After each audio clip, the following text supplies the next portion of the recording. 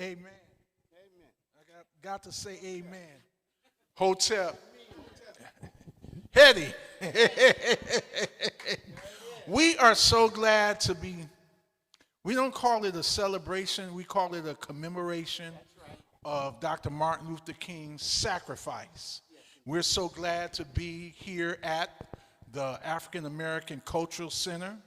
We're with Dr. Milana Karenga and all the other advocates and officers of this great center. We're happy to have our guests with us here, and all of our guests that are on over the virtual lines in some capacity. I understand there's some in Facebook, and there's some also in YouTube, and so we're happy that they're all watching. This is an important time for us in America, and it's a time that we have to really rethink about some things, while at the same time we recognize that we have been through many struggles, and struggles make you stronger, struggles make you adept, and struggle gives you the assessment you need to analyze the future and come up with a strategic plan to be victorious. Right now in America, that's what we utilizing what Dr. King and others have taught us. We're going to develop the strategies that is necessary for us to be victorious and for us to overcome and for us to make sure that the vulnerable, the marginalized, and the disinherited, that they, the least among us, that they can rise. We want an American that can rise. We don't want to say make America great again, because what that means is that goes back to a time when white supremacy was everywhere, and the poor and race and those who are overcoming racism and up from slavery and up from Jim Crow racism and all the other organizations, Native Americans and others that have been in some capacity that have been marginalized by, I'll say marginalized, that's not what I was going to say, but I'll say marginalized by what the white racism did to us. That's what makes America, that's what they talk about, make America great again. They want you to forget who you are. They want the Native American to forget they own half the land in America. They want black folks to forget they gave a lot of the inventions that made America strong. They want to eliminate us from history, destroy us from our past, but we're not going to take it. We will rise. Dr. King, one time about 8 years ago right here, I made some quotes about Dr. King, and people said, who was that? I said, that was Dr. Martin Luther King, when he said that we're black and we're proud. Regardless of what. And that's everybody, Latinos and Jewish and Chinese, and Native Americans, and every Southeast Asians, everybody has to be proud of who they are. We can't let America destroy our dreams that we have for ourselves and our families.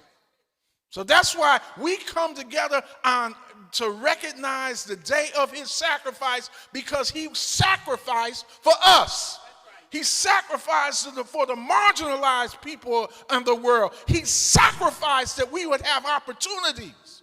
So we can never forget this day, but it's a day that challenges us to go on. It challenges us to be more than ourselves. It challenges us to make the personal sacrifices we have to make at different times. It challenges us.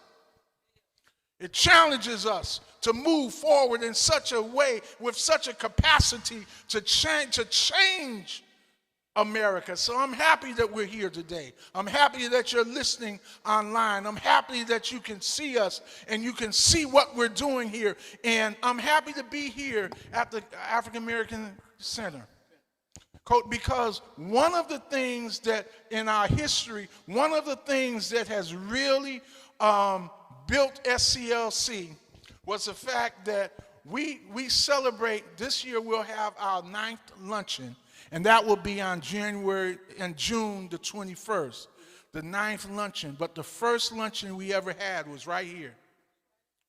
We have 45 people around the dinner table right here. that we said this was our luncheon, and we wanted to make sure that people felt, and that was the beginning of a whole new movement here. And one of the other things that I appreciated for Dr. Karenga and the Cultural Center was that the first time we had a April 4th event, he was encouraging us. It was before I was president, when Brother Lee was the president, and he was encouraging us to do something on this date. This was 12 years ago, and we've been doing something on this date ever since.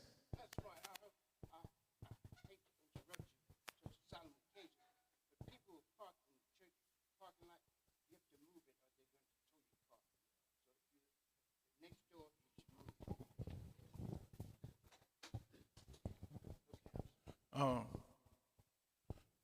Wow, I'm sorry about that, because I could have talked to them and made those arrangements. Wow. Okay. No, I don't. I'm right up front. Okay, so as they're moving, so we're here, and we're going to have some speakers, and some speakers are what we call our collaborative, or what's solidarity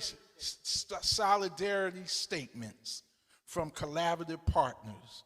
And these are our main speakers up here with Brother Felipe, as if he would come up here, Brother Felipe, and these they're given a little bit more time, but our solidarity speakers.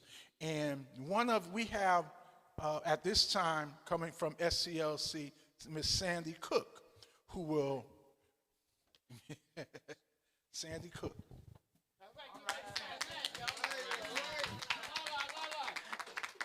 Good evening, family. I am so honored to be share this space with you this evening as we commemorate Dr. King's sacrifice. And before I start, and while we lift Dr. King up and the work that he did, the sacrifice that he made, I also think of Lady Coretta Scott King. And I and the family, and give me a moment, I just like to I'd like to quote one of her quotes that she made that really struck me as I was just kind of reading earlier. Mrs. Scott King said, "I must remind you that starving a child is violence.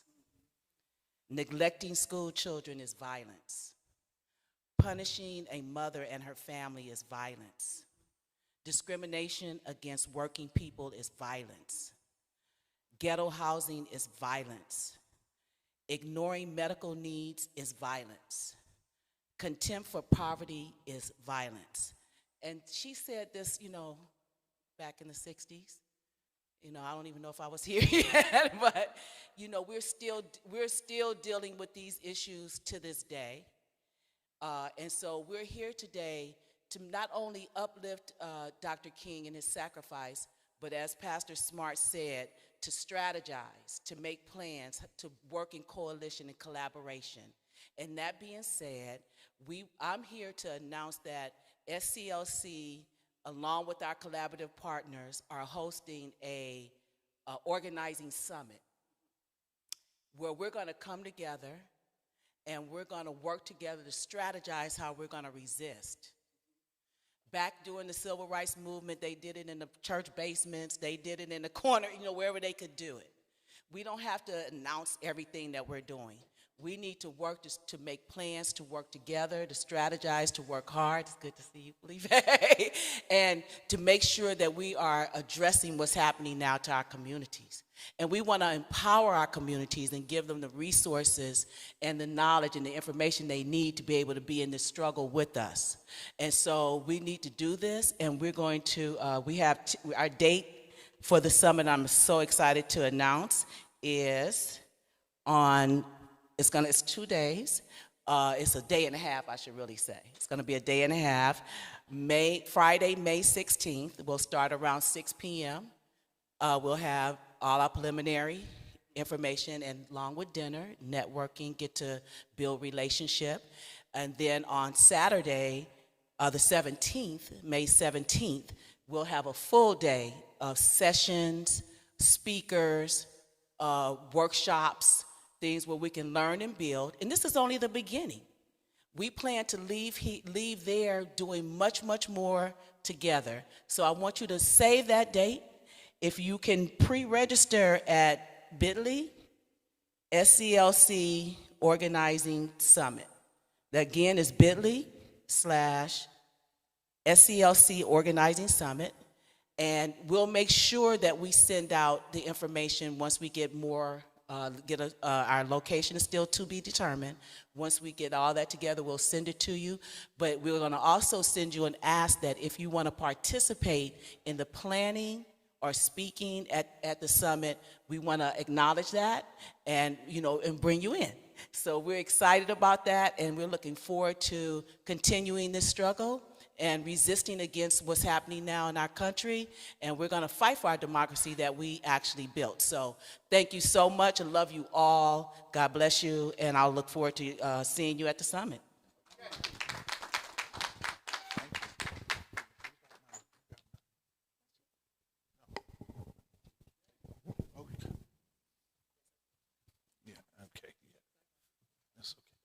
So the next speaker, she's Najima Saeed.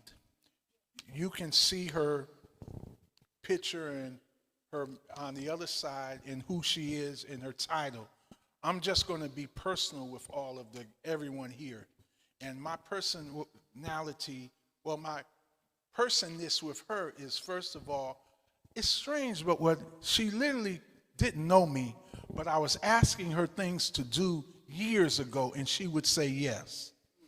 She's getting ready to get on a plane right now, and she said, I can come by, but I need to leave and go on to get on my plane. That's the type of person that has never said no. She, and she's a dynamic Muslim teacher, and she is very powerful all over the country. People are talking about her, and so I'm so happy that she's with us today. My sister. Thank you. So I just want to know what those people are saying about me all over the country. God willing. So I want to welcome all of you today to this circle, and one of the things that Pastor Smart and his whole family have really been committed to is bringing together people across lines of difference in our city. So I think that's something we need to acknowledge and mention. So I want to start off with a quote from Dr. King. Dr. King says, "Beloved community is a community in which everyone is cared for, absent of poverty, hunger, and hate." Reverend Dr. Martin Luther King Jr. A lot of times we describe him as doctor and we leave out the reverend. So we got to remember that he was a spiritual leader and an intellectual leader. And what he presents in this statement and the definition of beloved community is a holistic community. When he talks about love, it doesn't mean that people are left outside with no food. And when he talks about people not having food, they're not left outside without love. All of it together is a holistic vision. So I'm going to offer 3 S's today. My first books were academic. The next book is one of poetry. So I'm excited to think a little bit more as an artist. And if any of you are artists here today, this is a moment for artists to step forward. So the first S to get to beloved community is solidarity. If you look at any major world leader, when they began to build relationships like Dr. King did internationally, he had a global ethic as well. And closer to the end of his life, he built very strong connections internationally. So whether you begin to have a profile that goes beyond the boundaries of a country, or as he did, the civil rights movement under his watch and leadership was an interfaith movement. It was a movement of people of many different religions as well. So I want to point that out, that when we become whole and one together, working to beloved community, the hate against us rises. That is something that we have to understand. The power of solidarity between our different communities, between our different neighborhoods, between our different movements is what unlocks that beloved community. Because I can't get there if I left you behind. You can't get there if you left me behind. So it's not about me and us, it's about all of us. The second S is sacrifice. So obviously, Dr. King on this day gave the ultimate sacrifice. There are so many ways in which this moment is built on technology that does something called atomizing us. It makes us individual atoms, so we reach the point where we don't even ask our neighbor for a pound of sugar like we used to. Solidarity is not a big action. Solidarity is knowing one another. The Quran tells us that we created you in different tribes and communities, and the challenge that you have is ta'arafu, to know one another. And that knowing is not just hello, Pastor Smart, it's showing up for each other. So this solidarity, right now, our culture works to divide us not just by community, but says that I will survive on my own and my destiny, my economic well-being is the most important thing over everyone else. So solidarity means not just showing up for each other, but it means becoming interdependent. Because that's what, in this moment, mutual aid, I think every day we're hearing millions and millions and millions and billions being taken away from so many of the vital programs that our country has been behind. So I just wanted to continue to have us think about what does solidarity mean, particularly in the economic and other sense of supporting one another. Last of all, I want to use a S that's actually a sh, but it's shaping our narrative. We have conversations around family values. We have the ability to take up space. That's why Reverend Dr. King was an incredible example of shaping the narrative around values in a public way. What is the public discourse on values right now? If you read about what's happening, empathy is considered now a sin. Empathy is considered the problem with our civilization. These are the kinds of values that are being discussed in the public square.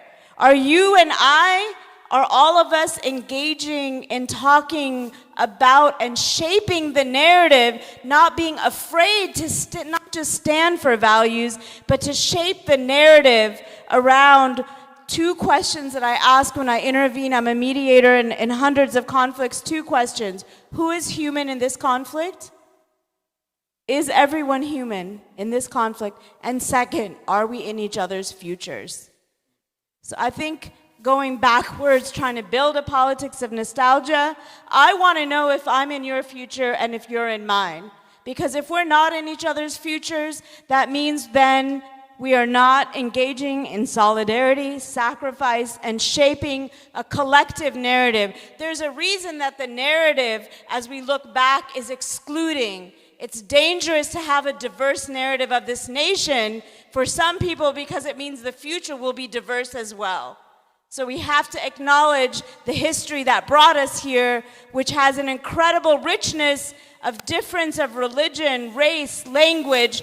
Because if that's a race, that means that our future does not carry our past. And we know that our past was built on solidarity and sacrifice. So together, let's continue not just to act, but to collectively shape a narrative so that if one person or one community's voice is not at the table, I don't go until everyone is at the table. Thank you.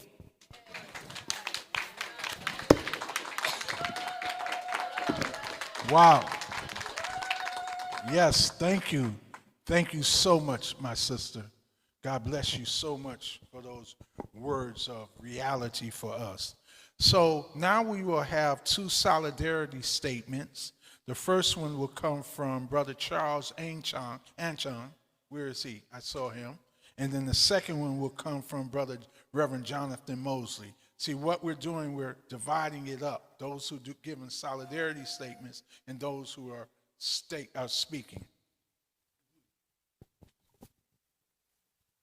Oh, I forgot to say something. This brother's cool. Okay, this brother's just cool. I first met him on that doing advocating for another brother, the brother who has an inventor who has invented so many things and he's not getting credit for. And so SCLC and some others have interceded and are doing some things to help this brother. And take a minute to tell us what the brother is doing, because that's going to be important. And that won't be charged with one of your minutes. But he is always cool and always there. Thank you, Brother Charles. Thank you, Reverend Smart. Thank you. First of all, I'm very honored to be in this environment. I'm a Tika from Central Africa. Our people started from south of Sudan, and they migrated through the south of Sudan through northern Nigeria, and we all spread all over Central and West Africa. So when you hear the boundaries, Nigeria, Cameroon, all those are not the boundaries of Africa. Those are the colonial boundaries. We were kingdoms. We were kingdoms and empires, like the Benin Kingdom, the kingdom that had street lights in the 14th century. Okay, all right? So we're people that were emancipated, civilized, okay, until colonial systems came in and intervened with our natural evolution. And our natural evolution stands for what our sister was talking about, our community, our environment. Everything matters. Our plants, our food, our people, our families, they all matter. So I stand here today very humbled to meet you, the founder of Kwanzaa. Yes, we've been walking around, we've not met. I'm the CEO of, thank you so much, thank you. I'm also the CEO of the Immigrant Magazine. My spouse and I have been working on this agenda about the voice of immigrants. Because we do understand that we, first of all, being on this planet, we don't know how we got here. Somebody or something created this possibility. So we are all, in essence, migrants on Earth. All right. So when we came to America, in 1994, we realized that the narrative about migrants was off. And they seem to forget that they are the migrants that came, that built this country. They came from Europe, they came from Africa, they came from all over, and they made what America is possible today. So we sought to change that narrative. And that is right in tune with the philosophy of the great Martin Luther King. Martin Luther King did say something very important that I captured when I was 12 years old in Sacred Heart College in Cameroon. And he said, while some others are benefiting from a false complex of superiority, others are suffering from a false complex of inferiority. From that, I then understand that ignorance is very expensive. So we have to work together as a collective of people, always, to inform ourselves with the right knowledge, the right spirituality, so we can stand for what is good for all of us, especially at this time in space, where we're dealing with such divisiveness, such anxiety as a people. It's time we all stand to advocate for one another as human beings that have shared and common values to survive on this planet, to survive in this environment, and to empower the youth of tomorrow, because we are beneficiaries of our ancestors. And if we don't transfer the wealth, which is the spiritual wealth of our ancestors, we've missed it. I met my brother Reverend Smart through Brother Babu, because I was advocating for another brother. By training, I'm a lawyer. So I was advocating for another brother who invented how you could trace a position on cellular technology. So he fought with Sprint when he invented the patent and licensed the patent. Guess what? Sprint stole it. Okay, so he fought and he won the case. This is a black young man from Africa, trained in England, and he won the case against Sprint. And then he started working hard. He went, AT&T beat him in court. They came with the whole academy of attorneys. And they beat him in court, but he continued fighting. And he fought against T-Mobile and also fought against Verizon, and he won the case. Just to tell, yes. So yes, because one of the parts we work on in the intellectual property law is where most of the wealth of the universe is kept, in intellectual property, and is held by those that own the patents. But most of us have invented, especially people of color, especially Africans and black people all over the world. We've invented a lot of patents, but we don't own them. So those that have the capability to own those patents manage the wealth that is derived from those patents. So I saw that as a battle that I could not let that brother down. And Reverend Smart held my hand. And we've been fighting and we're working together to make sure that those patents get justice. So yes, for now, I just want to thank you. I'm so humbled. Thank you for making me be here with you all. Hopefully, you, young man, next time, bring all your friends, because we are all in the different generation. We need to see more young people in the house, because we are not working for us anymore, we're working for you guys. Thank you so much. Yes. Thank you. So, my daughter and my wife and I, we did something. I know where I can go on my daughter's app and know exactly where she is. She can go on her apps on her phone and know exactly where I am and my daughter and my wife is. A black man invented that technology. I know him.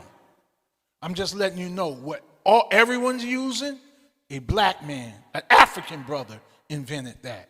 Amen. Brother Mosley, Reverend. Let me say something intimate about him. He's strong.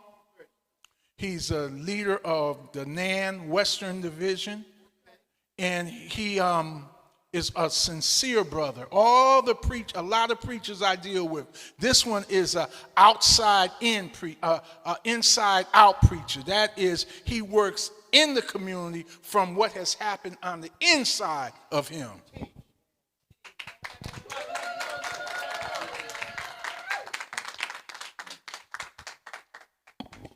Thank you, Reverend Smart, and to this illustrious retinue of great minds.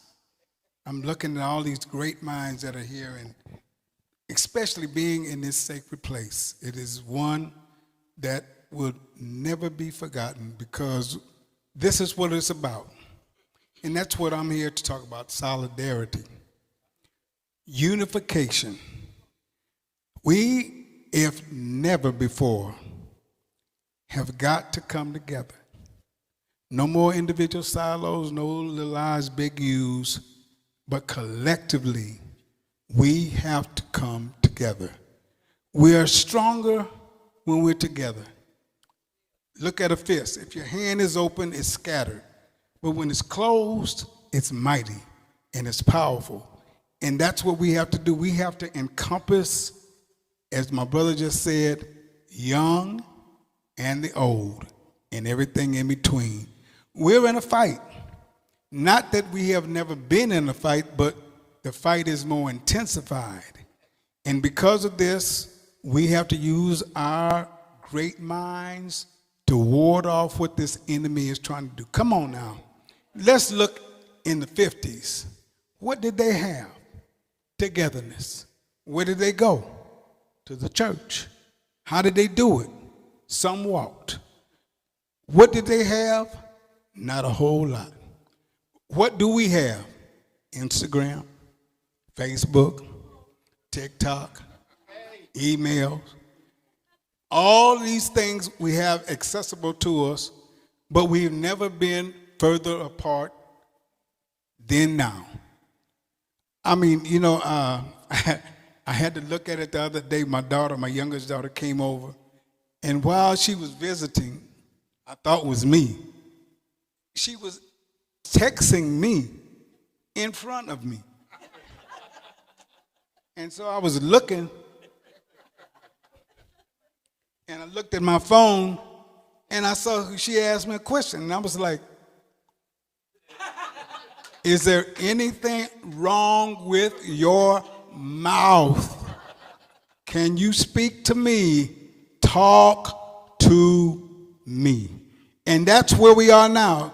Talk to each other. Love one another. But you can't do it just sitting there looking and assuming that somebody knows what you're thinking. No, talk. I remember, and as I sat down, I remember growing up in the 60s and how we sat down and we broke bread together. If we're going to win this battle, we're going to have to sit down, break bread together. We can't talk at the young people. We have to talk to them. We have to educate them. I found out something today that was very interesting. We are highly educated when we teach us about us. And I think that's one of the biggest problems. We're not talking to each other. We're not teaching each other. I'm tired of looking at TikTok and what it's presenting. Nothing. I look at Instagram. Nothing. I said, so why am I wasting my time on some of these things that are only distractions? They are nothing beneficial.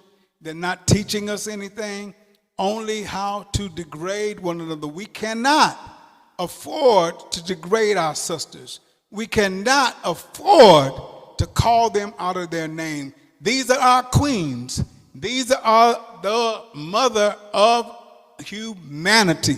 We cannot any longer sit back idle and say it doesn't happen, it doesn't belong to me, or it doesn't happen to me, I don't have anything to do with it. Yes, it does, indirectly, and then it becomes direct. So please, let us get together. Young man, I'm glad to see you here. I'm talking to you. I'm glad to see you here. And I would that you would tell some of your homeboys, talk to them, let them know that we have to come together. We must come together. We can't do without you. I'm 70 now, so I ain't running like I used to run. So we need the young because they're strong and the old because they know the way. Thank you very much. Thank you very much.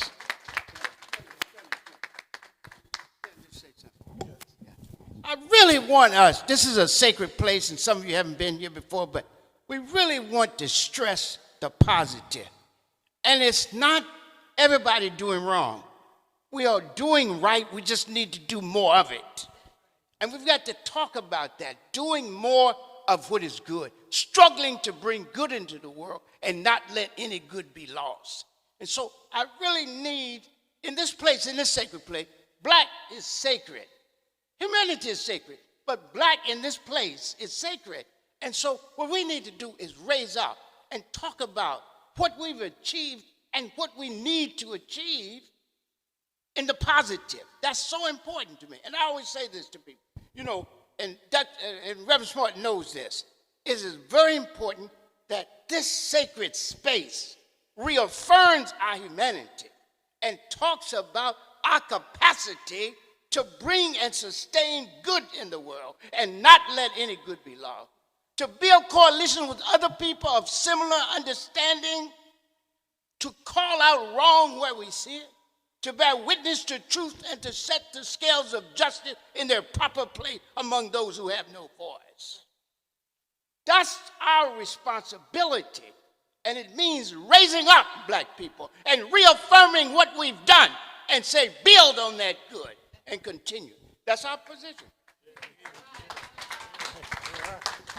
All right. Now, Dr. Deborah Bradley, you can see her on the back under her over next to her picture. You see what she does. But again, getting personal, she has been the coordinator of SCLC's collaboration of mental health or summit, our summit. Our first summit we had in October of 2023. We would have never had it. I brought the idea she got the idea from me and some others, and she ran with it, organized and just ran with it. And it would not have materialized had she not been leading it. Because at times, just like Dr.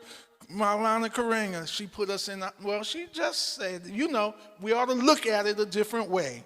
We ought to look at it a different way. That's what you say. She did. She spoke positive. She said, let's look at it another way, Pastor Smart. I know this is your dream, but just look at it another way. So she had me looking at things another way, and I'm so glad we did. And so that's one of her, she's a jewel. We gave her an award because she just did an outstanding job and is doing an outstanding job. And she's very concerned about the mental health of black people, all people, but particularly black folks. Our sister, Dr. Bradley.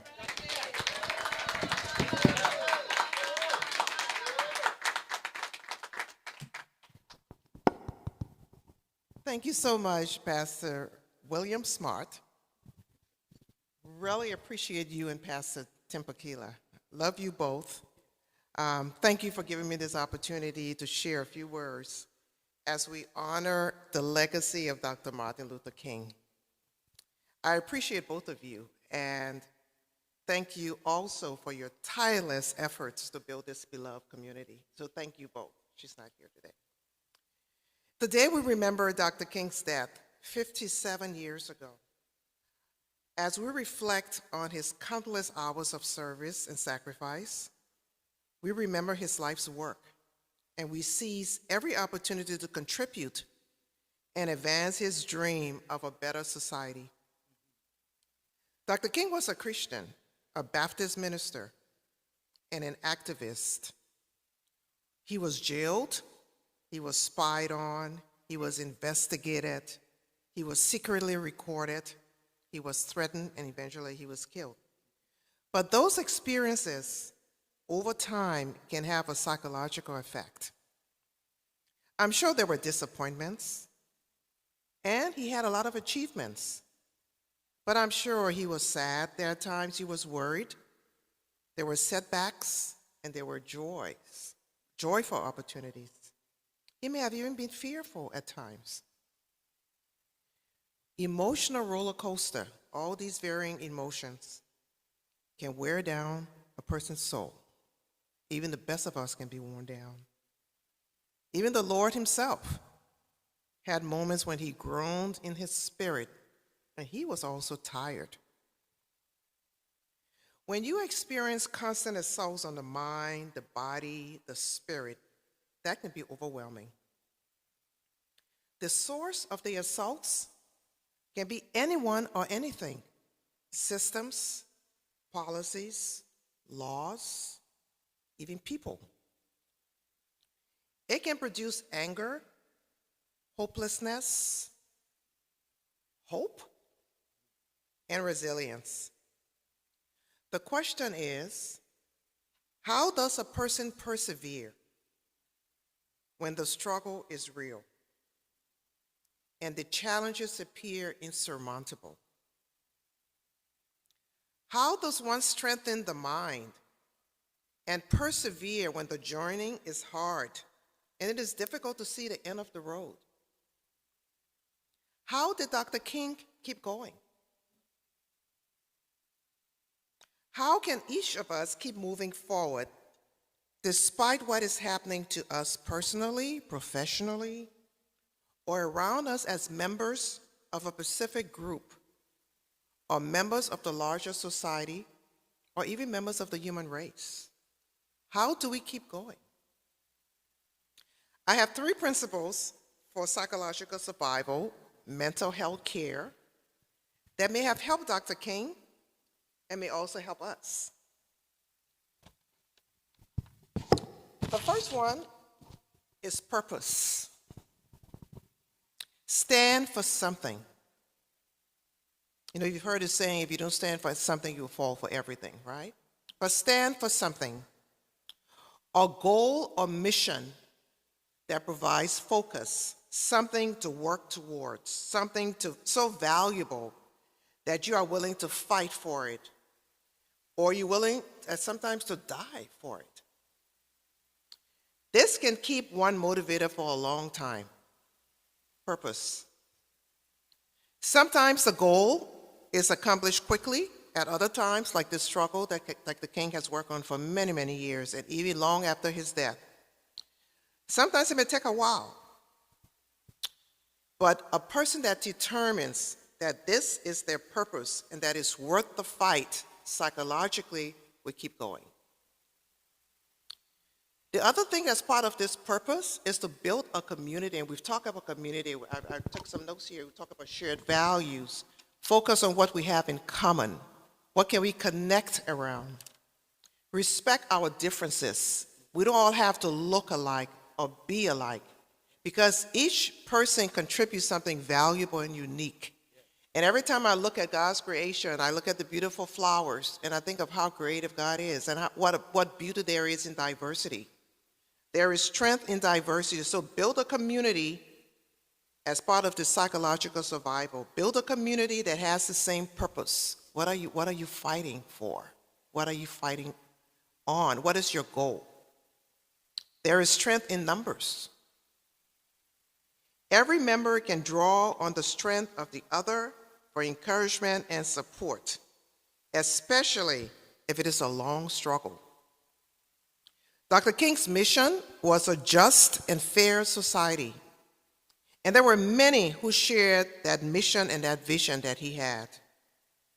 They were motivated together, they struggled together, they had laws put in place together, they loved together, they supported each other, they had many resources. And psychologically, that's part of survival. 2, courage. A lack of fear. Because someone is courageous, it doesn't mean there wouldn't be times of doubt. However, doubts can be overcome with courage, resolve, and support. Courage compels one to do something. It is not reckless action, but it's one that has intentionality. It drives this person towards the goal and the mission. Psychologically, it is important to do something, to be about something positive, regardless of how small it is. You have to keep moving forward. When we stop moving, death is inevitable. Dr. King stated, if you can't fly, then run. If you can run, then walk. If you can walk, then crawl. But by all means, keep moving. So psychologically, keep moving without fear. 3rd, faith and hope.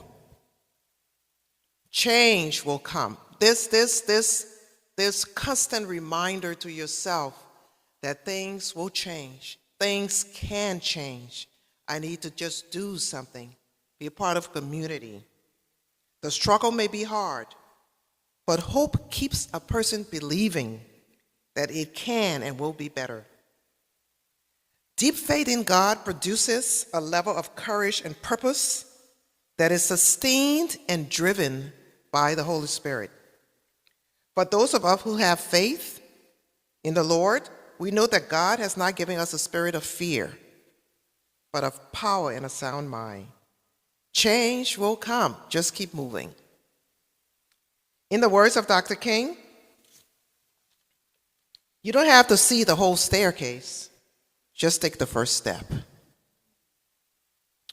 Psychological survivor is staying hopeful, not allowing the darkness of the moment or the evil of the day to engulf your mind, where you become the oppressor or the evil you are working to dispel. Hate, abuse, oppression, suppression, denial of justice and fairness. These are some of the social ills that we are constantly confronted with.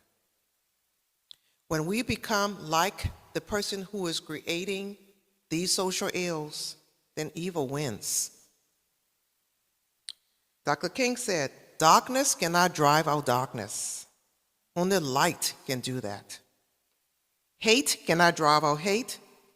Only love can do that.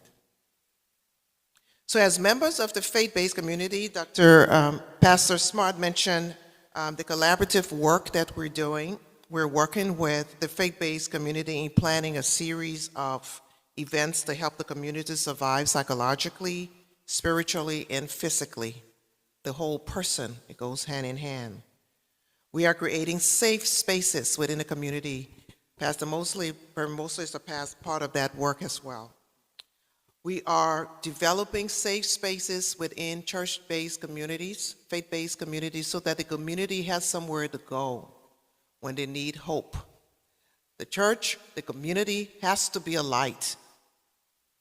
We have to join forces so that we can speak up, the voice for the voiceless, providing resources, information, knowledge, empowerment, mental health care, tools to keep going, especially when the struggle is long. So we're planning a town hall meeting on April 26th at 10 a.m. at the Normandy Church of Christ in LA, and we invite all of you to participate. We all want to be instruments of empowerment, helping others live a life that helps them to thrive, moving forward so that we all together can create a just community. So psychological survival, in closing, is very important because we don't know how long this climate will last. We don't know how long the fight will continue. But purpose, if every morning you wake up with a purpose in mind, you have some courage. I'm going to get this done. I'm going to do something, no matter how small.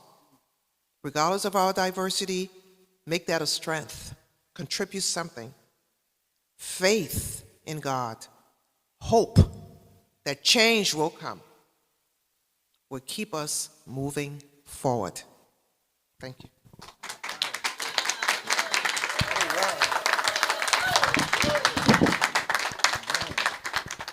Thank you so much, Dr. Bradley.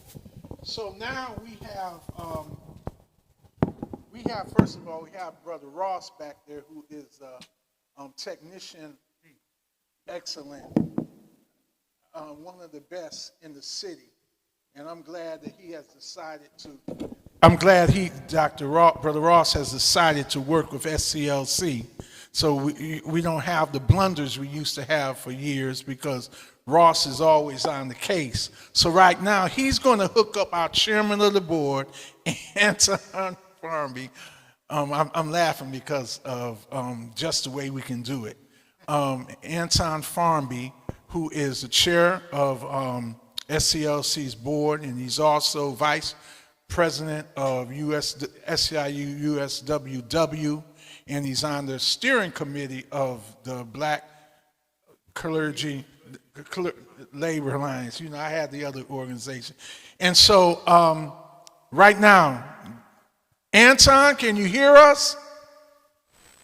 Yes, sir. All right. He's at AFRIM. He's the national president of AFRIM. That's African Americans. He's a national president of AFRIM. That's African Americans in SCIU, and he's the president. And so he's at his convention around them right now in Chicago. Speak to us, brother. How you doing, Pastor Smart? Good to hear from you. Thank you so much, Dr. Marlana Karanga and all of the esteemed speakers tonight. I really appreciate the opportunity to spend a few minutes with you all. We actually just wrapped up our session for today here in Chicago, where we're having our 16th annual conference of the African American Caucus within my union, SCIU. So I really appreciate the time and being able to share a few moments with folks as we honor the legacy of Dr. Martin Luther King. I would like to, if I may, Pastor Smart, just to say a few words about, what it means to me personally, and what Dr. Martin Luther King has done in his life and the impact and how it shows up with us as black folks here at our AFRAM conference. Today is day 2 of our conference. Our conference is made up of about 700 members of African descent at SCIU from all parts of the country, from sea to shining sea. And every 2 years, we set an agenda in terms of what our goals are, what we would like to achieve, what are some of the challenges, and what are those opportunities that we can take advantage of. And today was a pretty somber but also energetic and exciting day as we were talking about Dr. King, his legacy, and everything that he done for us, not only as a civil rights activist, but also as a leader in the movement, and what it meant for us in terms of being able to carry on that legacy. And I would have to say we had a bunch of esteemed speakers today that I really won't get into at the moment, but I think the message I would like to leave with you all tonight is really talking about the importance of honoring the legacy.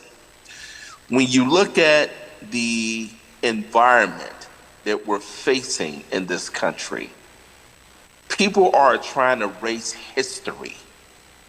They are trying to dismantle our contributions to this country.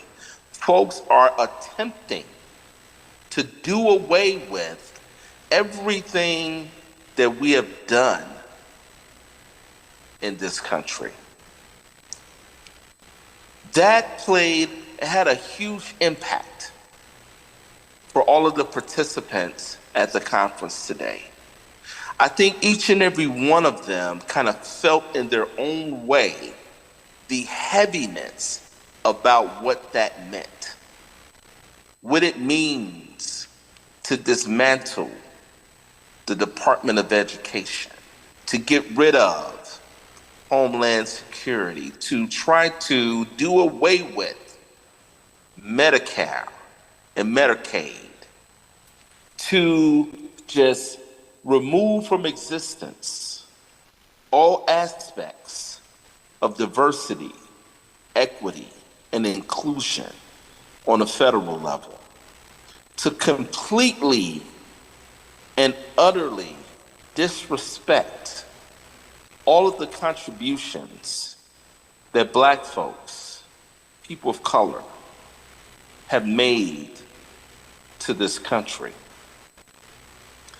I would have to say on a personal level, I was really moved today. We have a group within our caucus, Pastor Smart, that is called New Gen. That is short for New Generation. It is the young folks of our caucus, meaning 35 years old and under. We gave them the space today to talk about what Martin Luther King meant for them. I was so proud to hear this amazing, energetic, and passionate group talk about Dr. King in a way that only they can speak to. We're talking about 35-year-olds, so just hear me and stick with me on that one. Let that sit in for a second. And it was really important that we gave them that space because they are that authentic voice that no one can really speak to but them. And what I heard, Dr. Karenga, were things like trailblazer, fighter, leader, sacrifice. All of those things kind of epitomized what we heard from these young folks in our caucus today.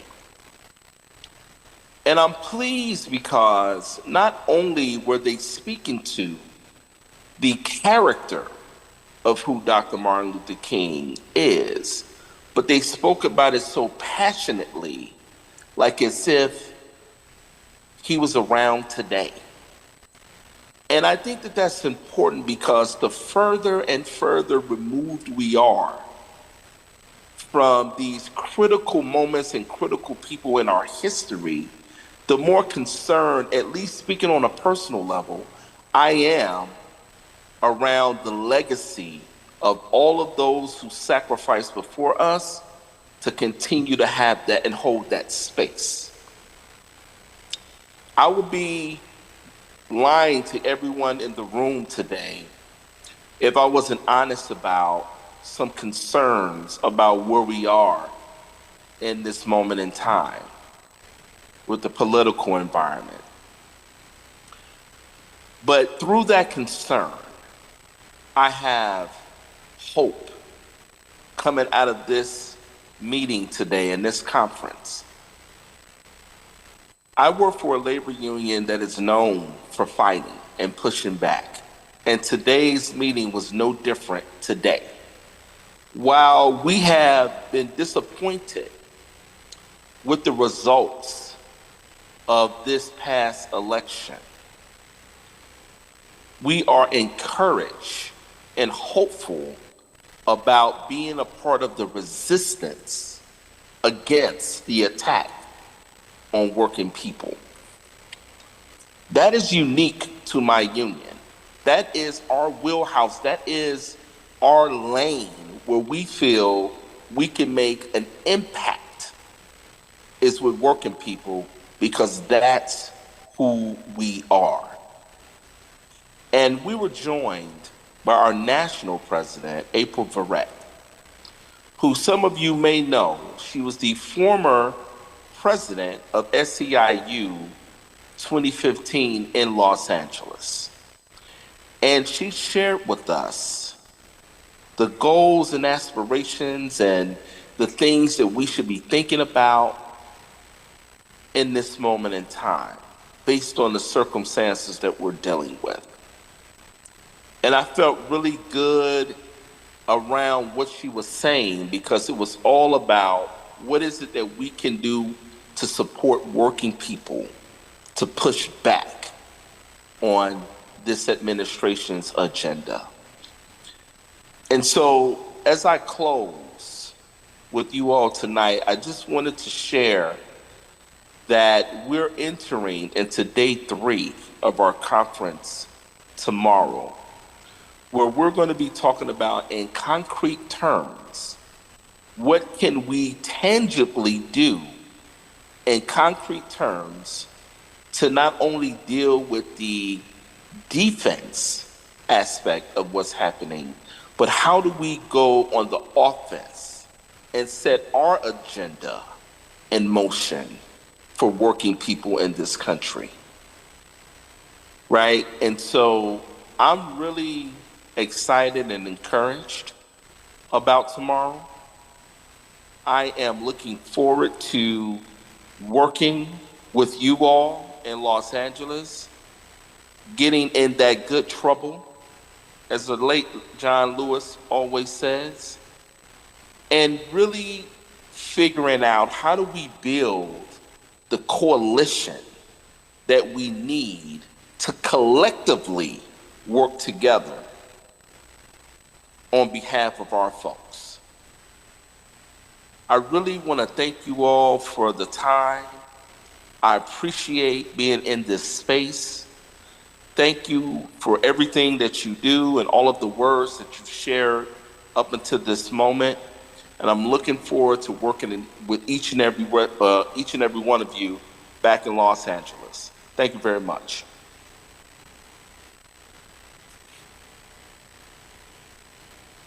Thank you so much, Anton. And you know, one of the things I was thinking about this today when you're talking about the closing of so many things, and then as we were talking about security around this, and you said to me, Dr. Karenga, you said a lot of the museums and places have security, and they fired the executive director of the African American Museum in Washington, D.C. today. Yes, they did. They fired him and they replaced him with an African American woman, but they went after him because he had been so much of an advocate for the museum that it would stay like it was, black, like all the other ones. And so that's just another fight we will have. At this time, for our solidarity statement, it comes from Brother Gregory Akili. You can see him on what he does on the other side. Where is he? Oh, he just got back from Africa where he got married. Personal friend of mine, dating back from when I was a pastor at Phillips Temple, and I would go to him when he worked with the then Speaker of the Assembly, and we wanted to get some things done at that place, and Akili was the go-to person, and I've known him ever since. We've become personal friends. Come on up, brother.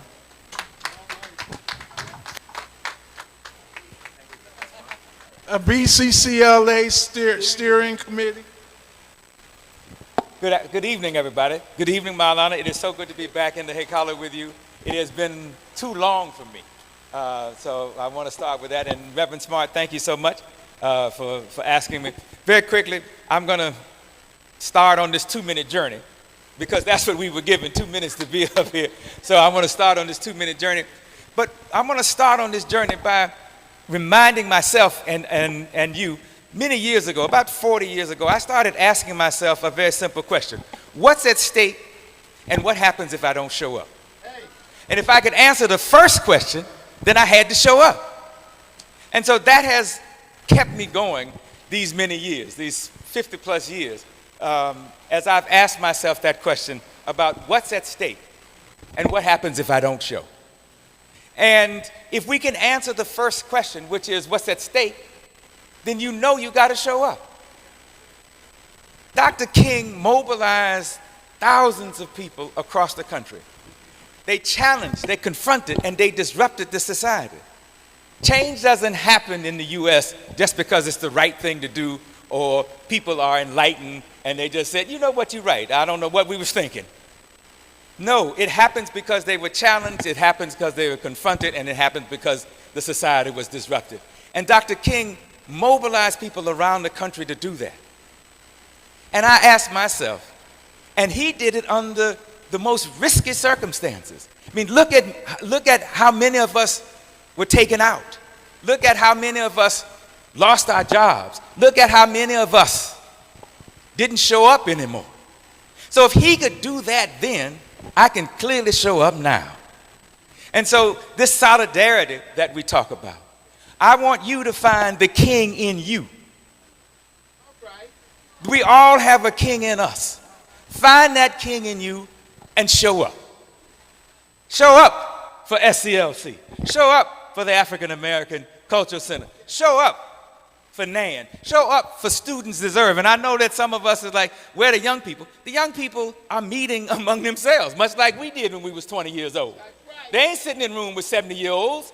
We didn't sit in rooms with 70-year-olds. Come on now. Let's not have selective memory. You know, so they are meeting. So you can show up for Students Deserve. They're fighting to keep black and black student achievement. So you can show up. And so this solidarity that we talk about now as fascism, which is connected to white supremacy, is out front and open. It's always been here. And I talk about I used to say the 4 things that black folks had to face.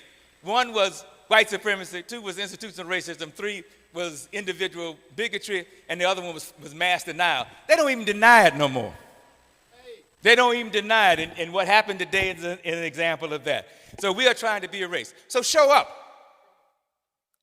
Now, there's a lot going on, and you say, well, brother, I can't show up to everything all the time. No.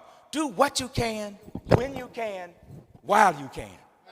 It's as simple like that. Sometimes you can't show up. Sometimes you got $10. $20. Give that. But as movements are built, it is built because people decide to invest their time, energy, and resources. That's how movements are built. Your presence here, look here, we got a call the other, what was this, last Thursday? That was last Thursday to make this happen. And look how many people showed up. So this is an example, the best example of solidarity. So as I'm about to end my 2-minute journey, thank you all so much for showing up. But more importantly, there's a lot more showing up we have to do. And we got to bring somebody. Where you going? Well, I'm going over here to the African American Culture Center. What they doing over there? Well, why don't you come with me? As a matter of fact, I'll give you a ride. And you know what? I'll call you when I'm on my way. Now, that's the kind of mobilization we are going to have to be engaged in and I don't say fight back because we've always been fighting. So it ain't a question of fighting back. We've always been fighting. And that kind of solidarity, and I know some of us, well, I can't, them people, they just don't, yes, you're right. But there's something I have learned over the years, and I say this to myself and to other people all the time. Yes, we can. Yes, we have. Yes, we will. And unless we can start with the yeses, we never, and if we focus on the no's, we never get to the yeses. So, in solidarity with people who want what you want, a better way of life for themselves and their family, I ask you to show up. With solidarity with people who are saying, we got to make change, we cannot accept these conditions, I ask you to show up. In solidarity with people who are saying, this is unacceptable, I ask you to show up. Thank you so much.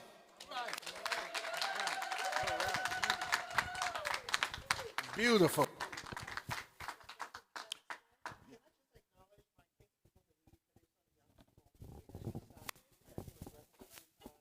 Get your mic. Yeah, we're talking about young people. I just want to acknowledge my children who are here. So I brought 3 people tonight. They showed up. My son, my daughter, and Mr. Brown, Ade Brown. So all 3 of them are here tonight. Show up. And a little one, Levi, my grandson. Okay. The next person. Also show up for Black Lives Matter Square Schools every Wednesday at 4 o'clock as we chant down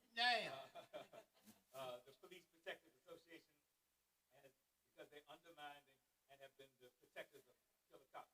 Every Wednesday at 4 o'clock. As a matter of fact, we're going to ask you to join us this Wednesday because they've given us an implied threat that they're going to shut us down. So come on. Wow. Okay. So thank you. Our next speaker is Felipe Cáceres, and he is a brother that I'm not going to say who else here. There are a lot of you, but whenever he calls, I show up. He's really a true brother in the struggle for the liberation of people everywhere. He got me in trouble the other day because I was on a truck and I got kind of emotional. And I said that there were Nazis in the White House. And I got a call later. And I said, did you mean that? I said, of course I did. I talk in sound mind. I feel that way. He said, do you know what a Nazi is? I said, do you know what a Nazi is? And after I did that, after I explained it, they said, okay, you made your point, bye. They didn't even run the article. But this guy is always on, and he's going to talk about King and immigrants and other things, but we wanted his voice because it's so important. He was on our program last year, but he's always there for us. I mean, the movement. He's always for the movement. And so, Brother Felipe.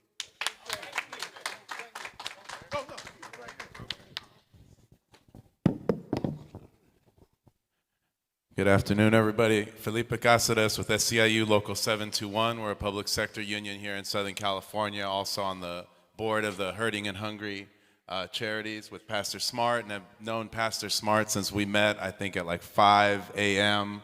at a McDonald's strike, and that's why, showing up, right? There was some faith leaders who talked the talk and wanted to say that they were going to show up, but there was a few faith leaders that showed up at 5 a.m. when workers actually got on their shift and needed that support. When they needed to know that community was going to support them on a strike in 2015 for $15 an hour for fast food workers, Pastor Smart and many of our black and brown clergy that were in South Central and East LA when these workers were walking out stood with them.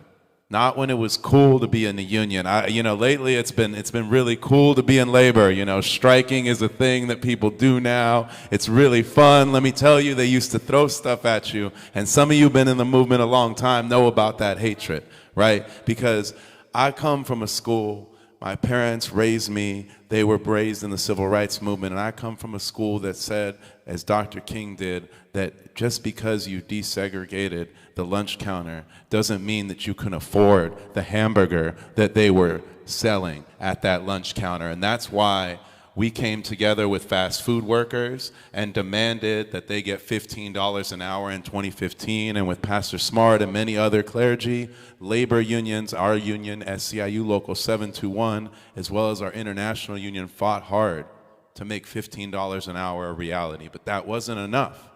Like I said, I come from a tradition, right, where we have to win dignity. We have to win not just a wage, but dignity on the job, the right to rest, not just work and work and work.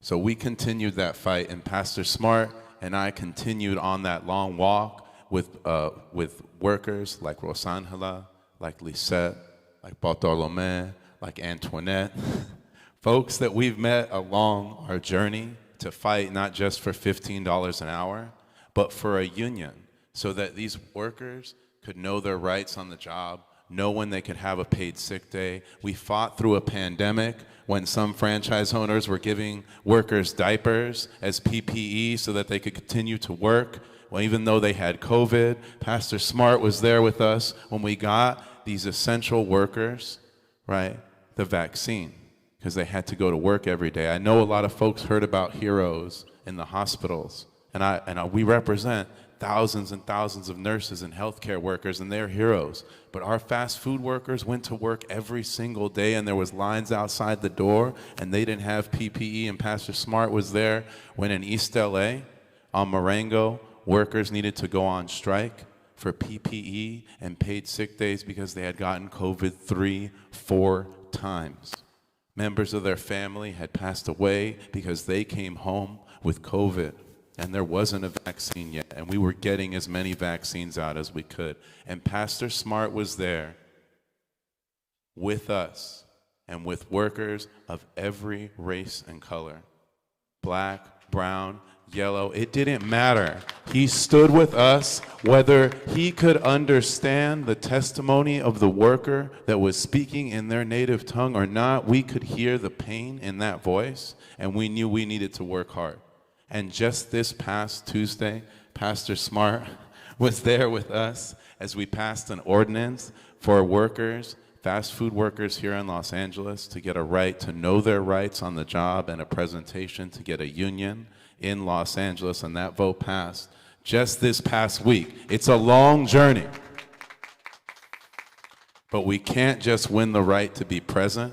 We have to win the right to be able to rest and work in dignity and retire and be able to live a life in community with our community. We can't just be working every single day until we break our backs. That's why SCIU Local 721, SCIU, and the organization I'm with, just like my brother Anton, which I know they're over in AFRAM in Chicago planning, our International Latino Caucus, which represents all of our Latino members, and SCIU is planning with AFRAM to make sure we don't just fight back, but we show up for each other. We show up for each other in a real way, because when Border Patrol agents are beating Haitian migrants on the border, it's just as atrocious as they are putting Salvadorian and Nicaraguan families and children in cages. So I thank everybody for showing up, as my brother Achilles said, because it's always hard and it's never sexy. It's early. There's not a lot of folks. When everybody comes, it will be fun. But the planning and organizing and calls is never going to be fun. But the fight is worth it, and showing up is worth it, because that long road that we go on, you meet some amazing people that are ready to walk that road with you. Thank you.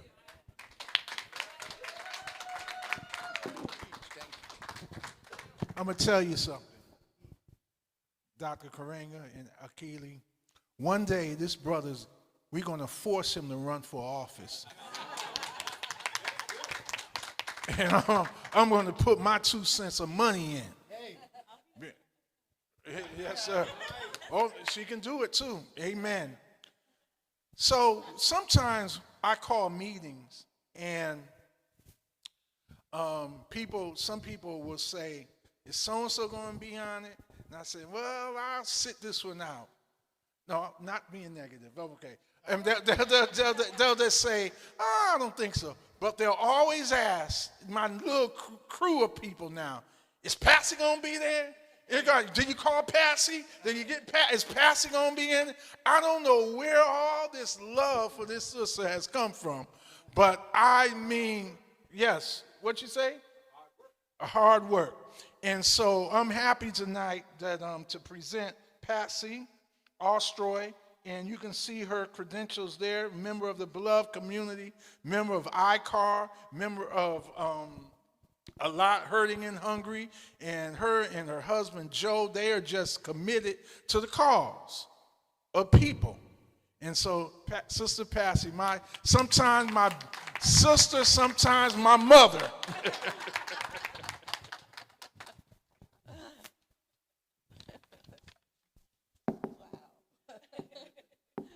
Good evening. Thank you, Pastor Smart. It is an honor to stand here before you as we reflect on the words of Dr. Martin Luther King, a man who spoke not just for one people, but for all who seek justice. Dr. King warned us of the 3 evils of society: racism, poverty, and militarism, forces that seek to divide, oppress, and destroy. Sadly, these evils remain present today, as real as they were when he first spoke of them. But we can still bend the arc of history through a ceaseless pursuit of the beloved community. First, racism. Both African American and Jewish communities know the deep wounds of discrimination. We have seen the burning crosses and the shattered glass of hatred. We have heard the slurs, felt the exclusion, and mourned the lives lost to violence and indifference, but we also know that unity is our greatest strength. Dr. King reminded us that injustice anywhere is a threat to justice everywhere. When we stand together, Blacks and Jews and others, shoulder to shoulder, we send a message that hatred has no home here. As far back as 1903, W.E. Du Bois observed that the problem of the 20th century is the problem of the color line. Writing over 50 years later, King identified racial and economic injustice as inseparable twins, arguing in 1967 that the problems of racial justice and economic injustice cannot be solved without a radical redistribution of political and economic power.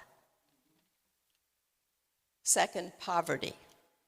Dr. King did not fight just for civil rights and racial justice. He fought for economic justice. He knew that the struggle for dignity is not only about color, but also about class. Too many suffer under systems designed to keep people down, whether in inner city neighborhoods or struggling small towns. And yet, our faiths teach us a lesson Do not turn away from your brother or sister in need. We must not only demand fair wages and opportunities, but also create them, lift as we climb. Third was militarism. Dr. King condemned the violence that drained resources from the poor and fueled division among nations. He reminded us that war is not only fought with bombs, but also with policies that prioritize power over peace. As communities that have endured genocide, oppression, and exile, we must always be voices for peace and justice. We recognize that this is a continuing struggle. Today, we stand at a crossroad. Do we allow these evils to continue, or do we choose justice? If we choose solidarity, then I know we will not only survive, but we will thrive together. Thank you.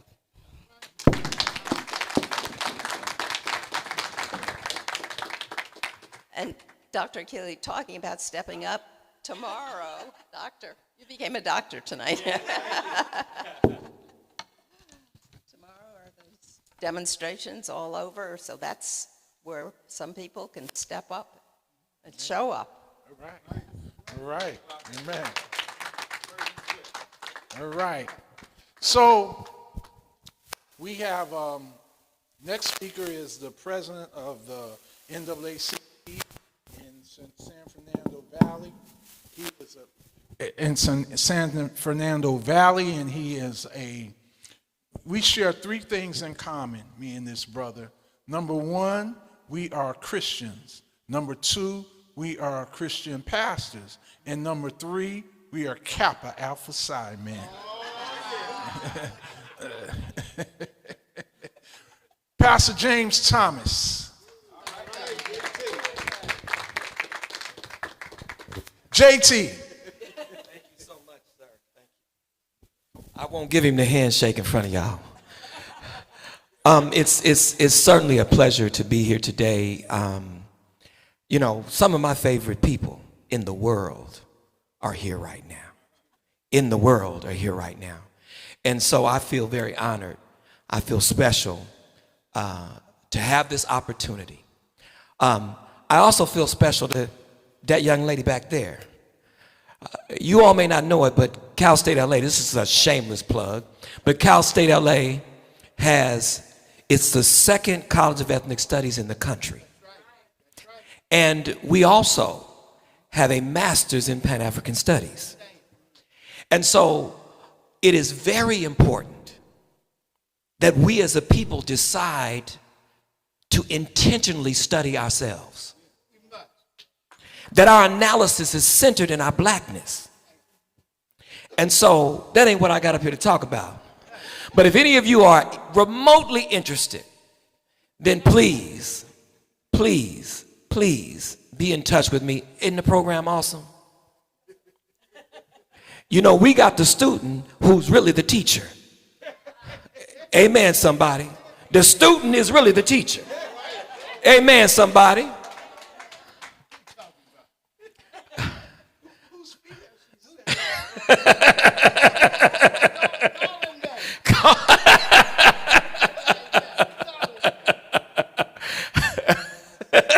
We just go.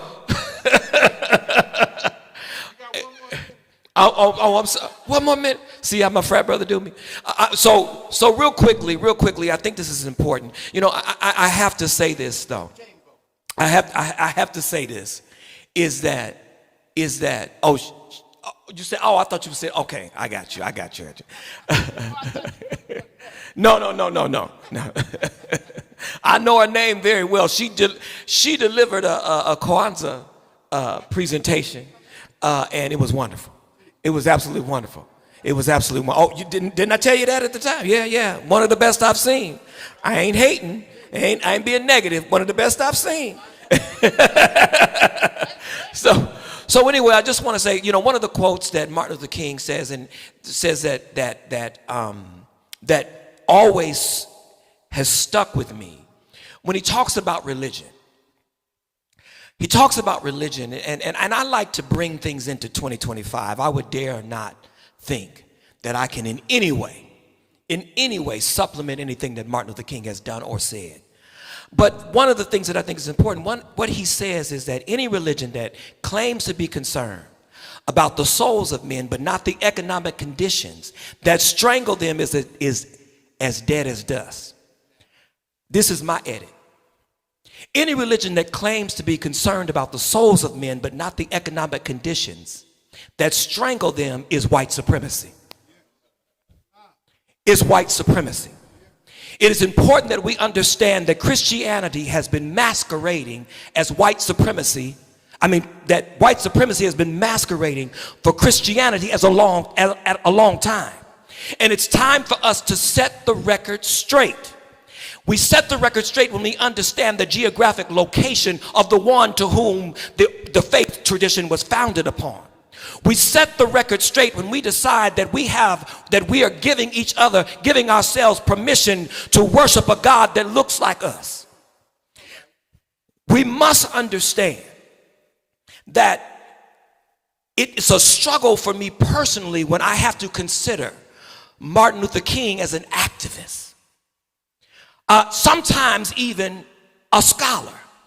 I struggle because what I understand is that he is called of God. And both activism and scholarship must bow to God.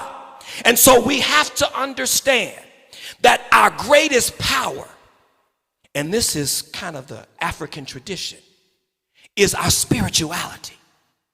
Nothing trumps it. Not our politics don't trump it. Our money doesn't trump it. There is nothing that trumps the strategic way in which spirituality works in the life of oppressed people, in the life of a struggling people. And so I just like to end, I'm almost done, but I just like to end with this understanding that while, yes, he made an impact in terms of changing the viewpoint and the structures of society, and yes, we know that he understood better than some the conditions, the economic conditions, the political conditions. But at the end of the day, Martin Luther King was nothing but a preacher whose pulpit was the world. His pulpit was the world, and it was not the world because he chose it to be. It was the world because the same kind of Christians who refuse to accept the fact that most of what some of us are practicing is not Christianity at all, but white supremacy cloaked in Christianity. See, they kicked him out of the church. They kicked him out of the church. You will preach what we tell you to preach, or you got to go. And God saw fit to say, the world can be your church. And so now even people who would never acknowledge the God of the Christian acknowledge the work of the Spirit, because we are a spirit. And so I teach a class, African American Religion as Civic Experience. Sometimes I have to tell my students, and this happens in whether I'm teaching a political science class. I'm really a political science professor. Sometimes I have to tell them it might get a little preachy in here. Full disclosure, I'm a preacher. So it might get a little preachy in here. I won't tell you that you're going to hell unless that's where you're going. But it might get a little, but the thing is that what I've come to realize is that young people, we've talked about young people want to be spiritual. They desire to have a relationship with God, but they don't like hypocrites. And so so this young man, we did a survey of the songs of the enslaved. Some people don't like the Negro spirituals. I love the Negro spirituals.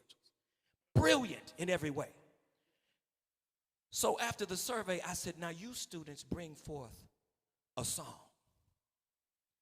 that explains your life.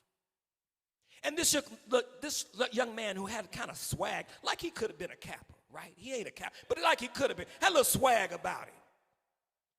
And he comes up and he presents this song. And the title of the song is Mercy by Moses Bliss. And so he begins to play the song. I'm sitting here waiting on his analysis, and I have to tell him, you got to turn that off, because your professor about to lose it in here. Your professor about to break down crying because the song touched me so. What is my point? Don't underestimate the capacity for young people to embrace God and know how to be intentional and strategic about the way that they use Him. We're going to win this fight because we are spiritual people. We have, who said we already won? It's good, it's done. So God bless y'all. I'm sorry I went over 2 minutes, but I took my cap of privilege. Amen. Thank you so much, Pastor Reverend. So at our meetings, when we meet as a coalition, we have a member, Jed, and Jed always gives us analysis of what's happening politically. Yeah, you looking around. Where's Jed? Jed, where are you? I am here, Dr. Pastor. You can obviously hear me because you were so kind as to respond over there. And I thank you, and I thank everyone for inspiring me over here. I have been taking notes and taking quotes for the next time I get a chance to speak to new people. I normally present news items when at the end of our meetings, as everyone here knows easily as well as I do. Every moment of every day we have a new news item, and there's so much of an avalanche that we just can't keep track of it all. What we can do is what we have been doing, and that is organizing. For the last 4 years, most of the people that I had been working with for the 4 years before that were doing advocacy in congressional offices, and in every way but during that 4 years, what we weren't doing as much as we have been doing in the last 11 weeks was interfacing with each other, meeting new people, going around. This is what we're seeing right now, which is phenomenal to me. I've been dealing for the last few weeks preparing for tomorrow's event in Los Angeles, the April 5th event, the Hands Off event. And there's the refresh, renew, and the third word I cannot remember. But we have several different messages that we're broadcasting with all of this stuff. I went to a meeting the other day and I told some people about the 3.5% rule of change, not realizing that these guys already knew about it and had actually talked about it at length in the meeting before I had got there. These kids, again, I'm one of those 70-year-olds who's seeing these strong kids and they already know that we need to work together. They're absorbing new things they don't know, and I'm learning the difference between how I grew up in DC in a public school kid and still with a fantastic untrammeled life now behind me, and these kids know everything. Their intersectional doesn't begin. I don't like these long words, but it doesn't begin to describe the understanding, the sensitivity that they have to the diversity that they bring, and the sense of inclusion that our next generation is providing us right now. Indivisibles are trying to organize a Los Angeles coalition of indivisibles. There's another indivisible group that I believe is in Indivisible because they want to draw these indivisibles, many of whom are my age, many of whom are in some later generation, many of whom are older and passing the torch. The coalition building is phenomenal. All I can say about tomorrow is it's going to be big. No one knows how big, but it's going to be bigger than anyone has expected. I can say that Outreach is fantastic, and again, also, we have different groups doing different diverse outreaches that all reach the same people. So we have people who know the elephant from all the sides, getting involved on all sides. And again, I want to close because we've all got things to do, and I have more organizing to do tonight as well. Tomorrow is a first day. It's going to be the largest day since what I call Trump 2, for lack of a better term. It's going to be the first day of many to come. I know before I came to the meeting, you talked about May Day. There's something May 8th. There's more things in April. This is going to continue, and I'm so grateful to be included in this event tonight, because everything that I'm hearing is certainly no surprise to me, but it's very inspiring to me, and I hope to carry more of it out to the people that I've been working with and going forward, that we can all build that world that we've been trying to, and that we can as we move forward. Thank you again. Thank you, Brother Jed. In 1997, the year before I moved out here, Public Citizen, I finally remembered it. This group, Public Citizen, we had a neighbor that lived across the street to Public, and she worked for Public Citizen. She found out that I was a pastor. She said, "Do you want to be on? I want you to be on a call with us because we're trying to do some organizing." And so I said, I got on. So I said, okay. And it was even though it was 1997, it was still we were doing conference calls, and all of a sudden, I heard a voice said, "This is Dr. Milana Karenga." My eyes said, "What?" I said to myself, and I ran. I was home, so bro, I ran and got my wife. I said, "Dr. Milana Karenga is on this conference call." And so I didn't, when they came time for me to say my name, I couldn't even say my name because I had read all his books. I had read everything he was doing, and I was on the phone with Dr. Milana Karenga. Now, that was big stuff to me. And, I'm sorry, that was just big to me. I got called out here to a major church, and we kept the relationship from Washington. And all of a sudden, I asked him one day, I said, it's Kwanzaa. I know you're going all over the world. I said, but you think you could come by? You could speak at my church? And he said, okay. He said, now I have some things. I have to do it if it's possible, I have to do it at 10:45. I could get there. And our service began at 11. And so, man, by the time he got there, the church was packed. We got out. We had those machines you call, and all I said is Dr. Milana Karenga will be at the church at 10:30. We're starting service early. And so you could tell by his bio about his work, but I have loved this man. Trust him like some of y'all I trust in here, all of y'all.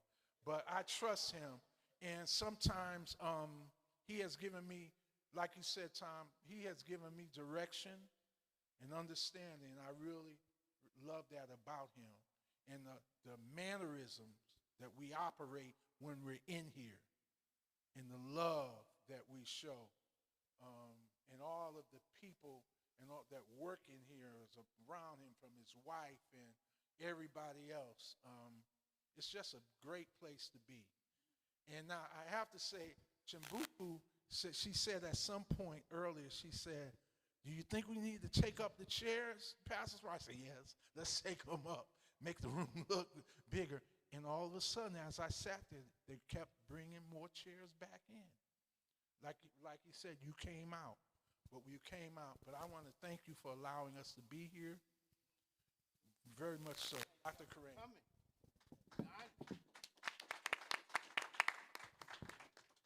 On behalf of our organizations, the African American Culture Center and the Black Community and Clergy and Labor Alliance, and our partners in this, certainly the inspiration for the SCLC, we say to you, karibuni, umekuja jamaa yenu na mahali pa amani, na tunawatakia baraka bila idadi na vitu vyote vizuri bila mwisho. We said, welcome. Among us, you will always find your family in a peaceful place, and we wish for you blessings without number and all good things without end. And we bear witness as an African people that as our beginning was great and good, so shall our development toward eternity be, if we dare struggle, speak truth, do justice, and walk in the way of rightness. Hotel, Ashe, Hedi. Our theme for today is living Dr. King's legacy of resistance, a radical refusal to be defeated. We cannot deny, we all know we are living in dangerous, difficult, and demanding times. In fact, we're where Haji Malcolm X told us we were in the 60s. He says, wherever black people are is a battle line. That whether we're in the north or the south, the east or the west, you and I are in a country that is a battle line for all of us. And we of this organization say, everywhere a battle line, every day a call to struggle. I repeat, every day, everywhere a battle line, every day a call to struggle. And so we, all y'all know, don't choose and cannot choose the times we live in. But we can choose how we engage those times, how we act in those times, right? We can and must choose how we engage and act in these times, how we demand, define, and pursue the good, or how we support, serve, and perpetrate evil, injustice, and oppression, and unfreedom in our lives and in the world. Indeed, we are ever standing at the crossroads with our foremother, Nana Harriet Tubman. And when I say Nana, that means honored one. We usually call the people who've passed Nana, to the honored one. And so we are standing at this crossroad. And you remember, she's at the crossroads. She's freed herself with the help of the community. Just like King, she's a part of her people. Don't lift King out of his people. He's in his community. If he's a great man, it's because his people is great. There's no people greater than us. There's no people more elect or chosen. There's no people more worthy of being respected. And no people's history as long as ours. So we don't have to walk in the pale shadow of our oppressor and ask permission to speak. Or ask them to not erase our history. We demand and teach our own history and keep them from this, blocking our history so other people can hear it and blocking other people's history. Because we know that freedom is indivisible. Justice is indivisible, right? And so we have to, at this crossroads with Nana Harriet Tubman, we have to choose between individual escape and the seeking of a comfortable place in oppression, or turning around like she did, recognizing that freedom and justice are indivisible, and recommitting ourselves to struggle and refuse to rest or retreat until victory is achieved and there's a shared and inclusive good for everyone in the world. Indeed, we must maintain a radical refusal to be defeated. In this month of marking the martyrdom, that is to say the assassination and awesome sacrifice of Nana, Reverend Dr. Martin Luther King, we remember his enduring insights on how we should live our lives. And we practice what we call the morality of remembrance. Our foremother, Fannie Lou Hamer, said there are two things we all should care about: never to forget where we came from, and always praise the bridges that carried us over. And certainly Dr. King, Nana King, is one of those bridges that carried us over. We also can learn from him how to meet the moment of our most great threat. This is a great threat to us. But guess what? We are resilient and resourceful people. You know what Nana Howard Thurman said to us? We are people who ride the storms and remain intact. And Nana Gwen Brooks says to us, we are people who conduct our very blooming in the noise and whip of the whirlwind. And Nanny Barrows says to us, we are people that specialize in the holy impossible. That's who we are, and we cannot forget that. Our oppressor cannot be our teacher, nor can our allies be our tutor. We must think, as Haji Malcolm said, with our own mind, speak with our own mouth, see with our own eyes, hear with our own ears, and make our own unique contribution to how the society and the world are reconceived and reconstructed. And Dr. King tells us that in times like this, we must remember, I quote him here, the ultimate measure of a man or a woman is not where he or she stands in moments of comfort and convenience, but where he or she stands at times of challenge and controversy. And thus I think of his audacious urging us to break the self-indicting silence toward the immoral and inhuman war against Vietnamese people. And to, quote, he says, rededicate ourselves to the long and bitter but beautiful struggle for a new world. And now the Reverend King tells us we need to organize and struggle mightily with a mission for freedom for all, justice for all, peace and security for all, especially for the most vulnerable among us.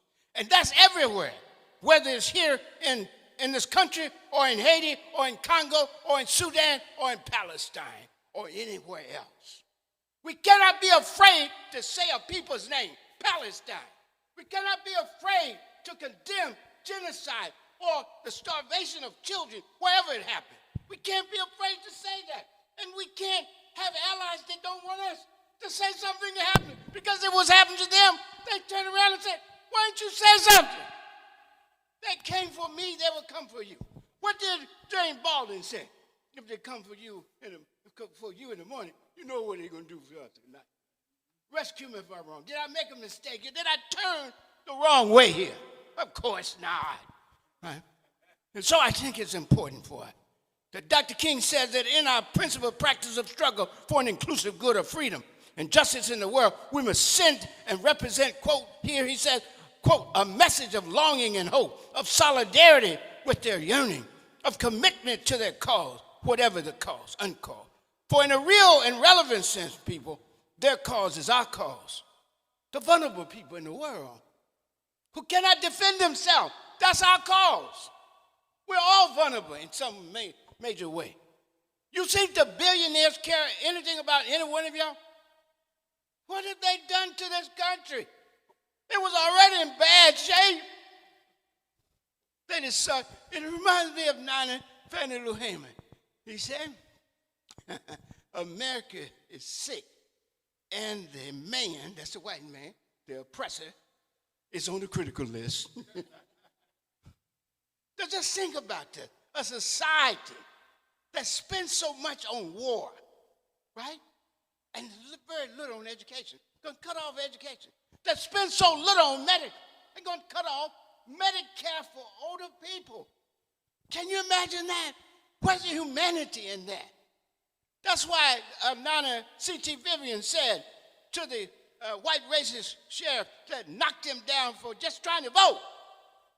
Right? First he said we don't vote, then when we go to vote, they want to kill us. He said to this white boy, he said, what kind of people are y'all?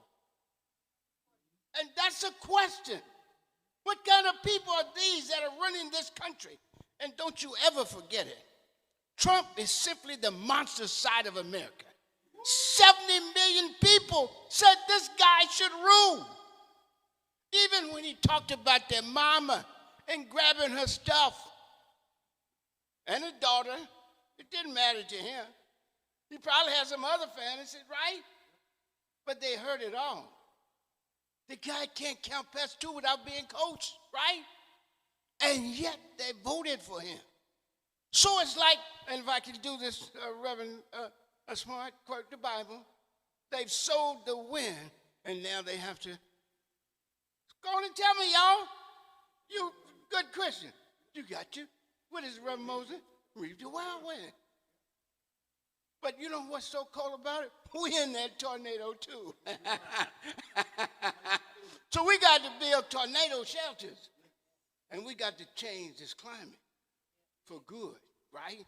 So what told me I might get off my notes. But let me go back so I can try to keep on. He told me in the back. I said, so Dr. King said, in times like this, you've got to choose. Now, Paul Robeson said, the battlefront is everywhere. There is no sheltered rear. And Dr. King tells us then, quote, the choice is ours. And though we might prefer it otherwise, we must choose in this crucial moment of human history, unquote.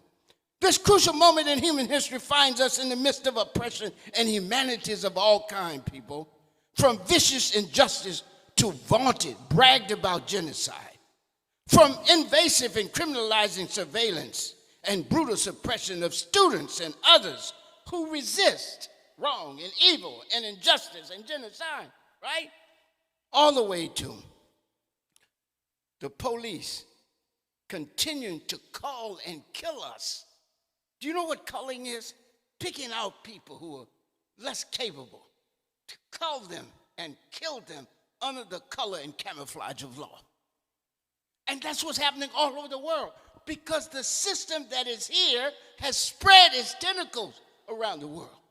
And we have to think in a world-encompassing way. One of the things that Haji Malcolm taught, right, is that we can't just be talking about civil rights. We're actually waging a freedom struggle, not a civil rights struggle. We're waging a human rights struggle. You have to say that. Look how they've got us to say that our freedom struggle is a civil rights struggle. What is that? It said Haji Malcolm was a civil rights leader. And he's the one who said, stop saying that.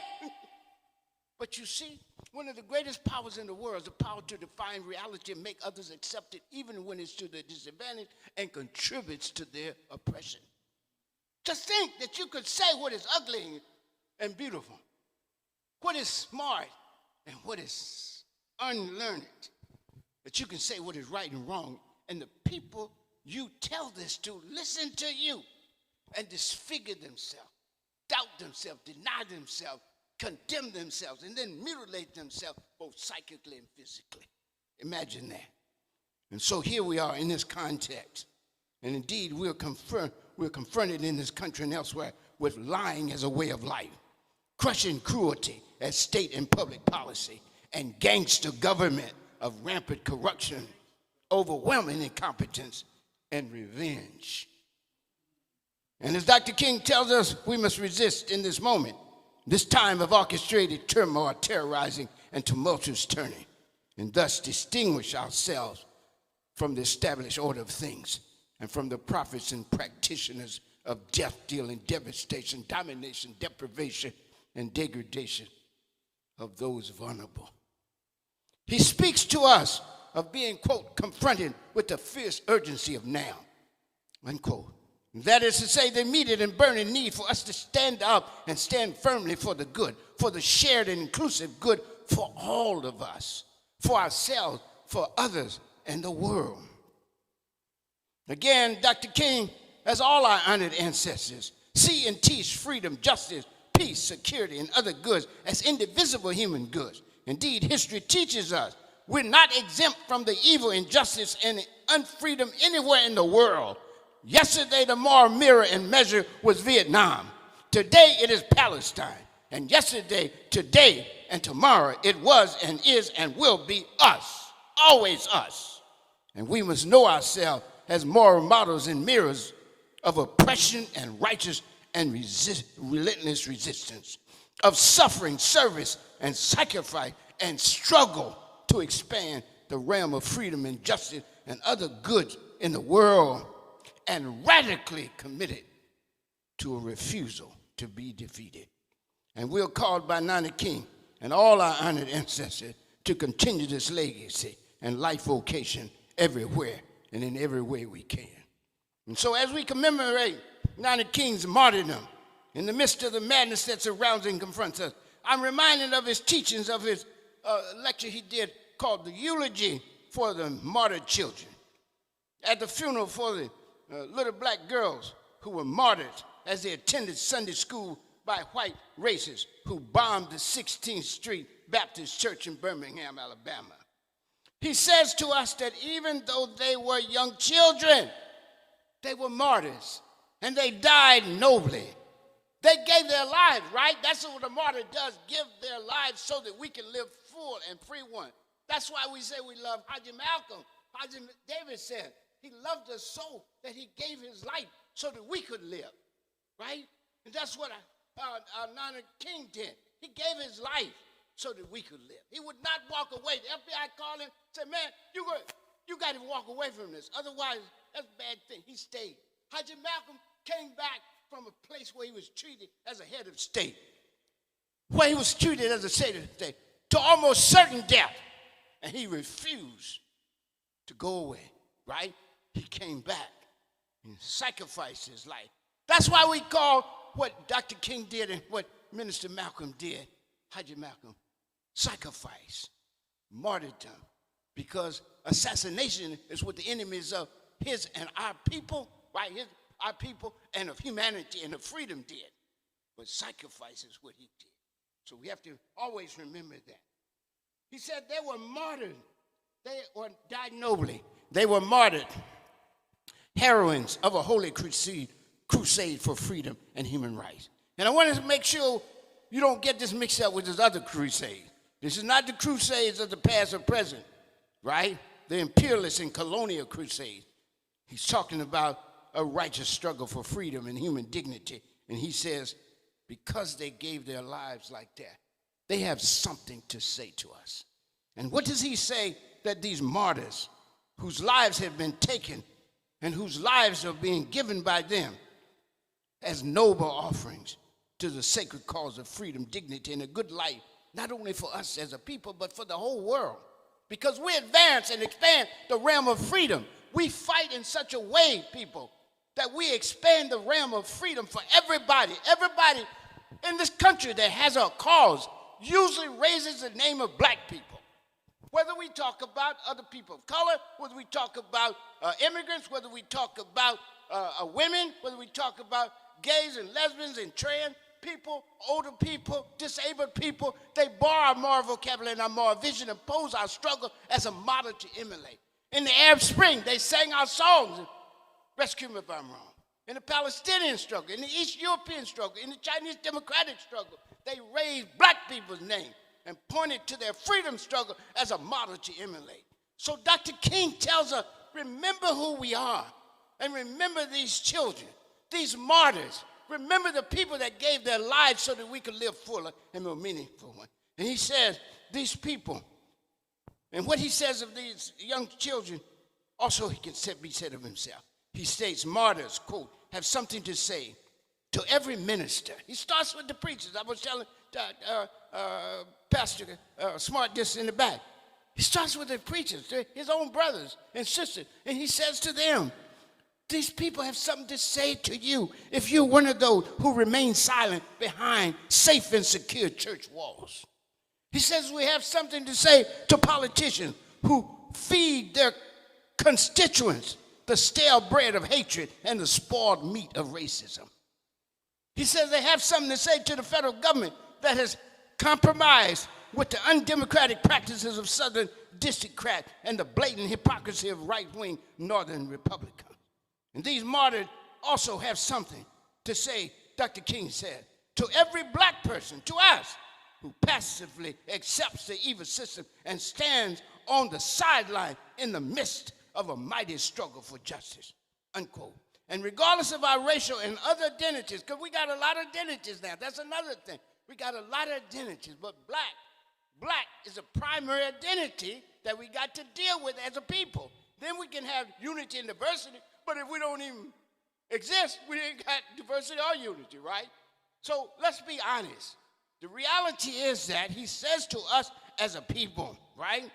We must be concerned, not simply, listen now, about who murdered these martyrs, but about the system, the way of life, and the philosophy that produced these murderers.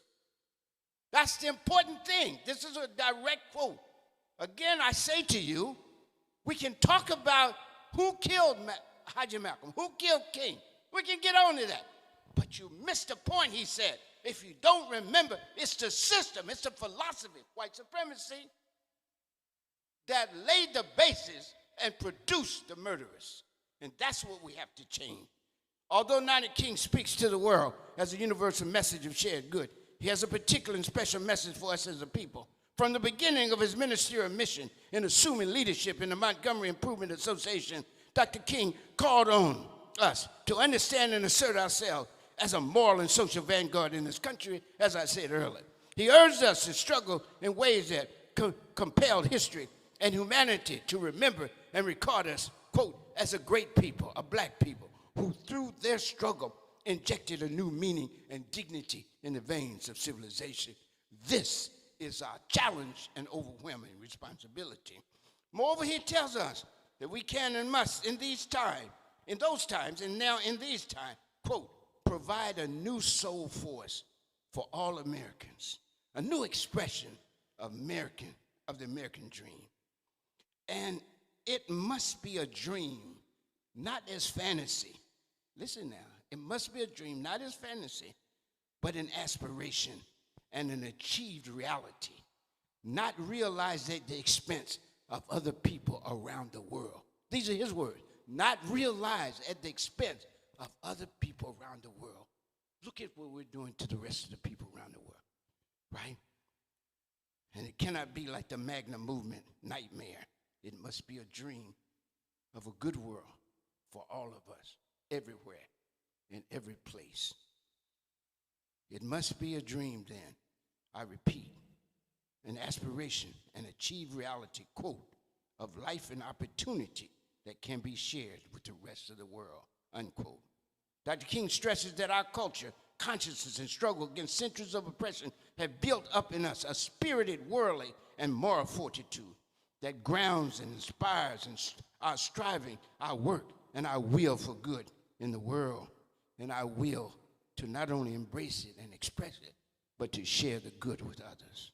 And finally, Nana Dr. Martin Luther King Jr., Reverend Dr. Martin Luther King Jr., praises and inspires us to continue the struggle, to keep the faith, to hold the line, saying to each and all of us, his people, but also to the world. And he says to us, we have, quote, left the valley of despair. We have found strength in struggle. And whether we will live or die, we should never crawl or retreat, unquote. And at our best, and in the most difficult, dangerous, and demanding time, such as those and these, we must and will, he and all our honored ancestors tell us, develop three things. One, a dangerous unselfishness. A dangerous unselfishness that embraces shared and inclusive good. Second, a divine dissatisfaction with the established order of things. A moral alternative to the mayhem and murder that's taken as regular menu. And finally, he says, and Reverend Thomas appreciate that, we must always have an audacious faith. A faith in our shared future of inclusive good and in our capacity and will to achieve it. Definitely maintaining a radical refusal to be defeated. Let me close by saying this is our duty, to know our past and honor it, to engage our present and improve it, and to imagine a whole new world and to forge it in the most ethical, effective, and expansive ways. And this too, continue the struggle, keep the faith, hold the line, love and respect our people and each other, practice inclusive Sabbath, seek and speak truth, do and demand justice. Be constantly concerned with the well-being of the world and all in it. And dare help rebuild the overarching movement that prefigures and makes possible the good world we all want to live in and deserve to leave as a legacy worthy of the name African and human. Asante Sana.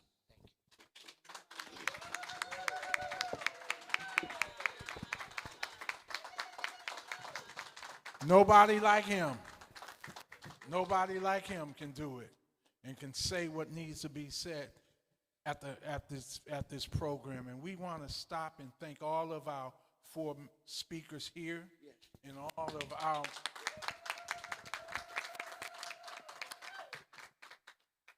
of our partners who said something and brought forth strategies for us and told us what to do. We appreciate you so much. We appreciate you coming out on this Friday night to be with us tonight. I would like to ask that if you want to follow up with us, see Sandy here, and she can sign you up for our next steps. Because we're like Jed said, you know, we're in the middle of a lot of stuff going on right now, and we have to do that. You know, it seems like I don't want to come after everybody, but I just want to say it's time to strategize. Yeah. It's time to renew within your own spirit what you gonna do. How old are you? It doesn't matter. What you gonna do? Yeah. You look at America now. What you gonna do? Some are gonna go out there tomorrow. Fine. What you gonna do? That's all I'm gonna say. What you gonna do? You can't just sit around now. You have to burn the flame within you. Amen. That's it.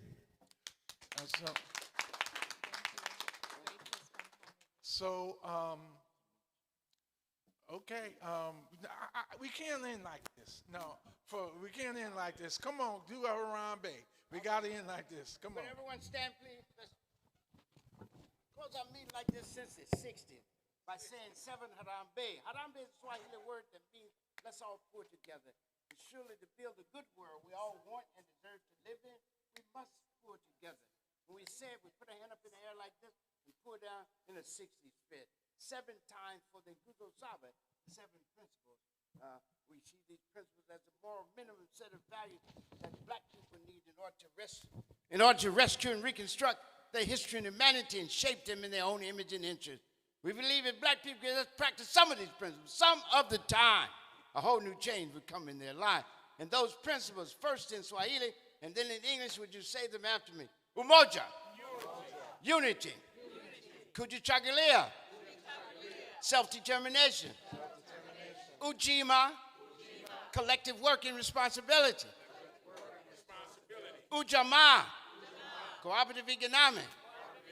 Nia. Purpose. Kuumba. Creativity. And imani. Faith. So put your hand in the air and we'll pour down 7 times for the Nguzo Saba. Jali 2. Harambe! Harambe!